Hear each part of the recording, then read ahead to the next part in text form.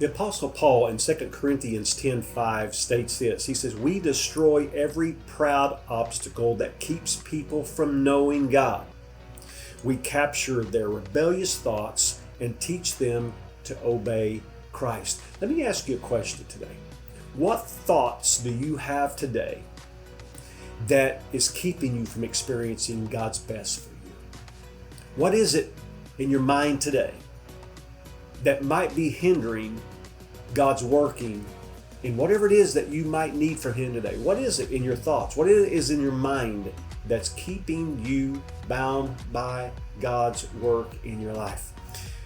I say, as Paul says, cast down those thoughts. Don't let those thoughts enter your mind. Cast those down. Those are thoughts that are not of Christ, are in contrast to Christ, and capture them.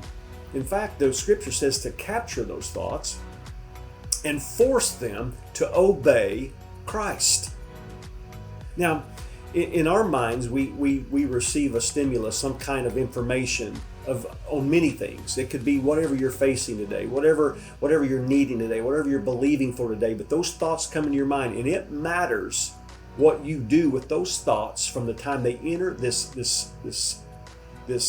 source that enters your mind, enters your thoughts. It matters what you do with that from the time it enters your mind and the time that you interpret that thought.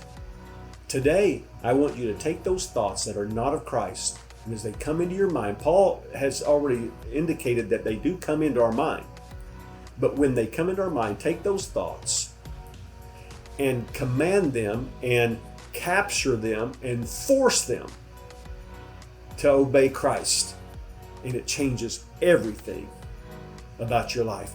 It will put your life into a state of relaxation, peace, and knowing that God will come through for you. So take every one of those thoughts that's in contrast to God's plan for you, God's purpose for you, every thought that's in contrast to Christ, and capture it and force it to obey and come into obedience to the thoughts that Christ wants you to have. Today, capture those thoughts and cast those thoughts down that are not of Christ.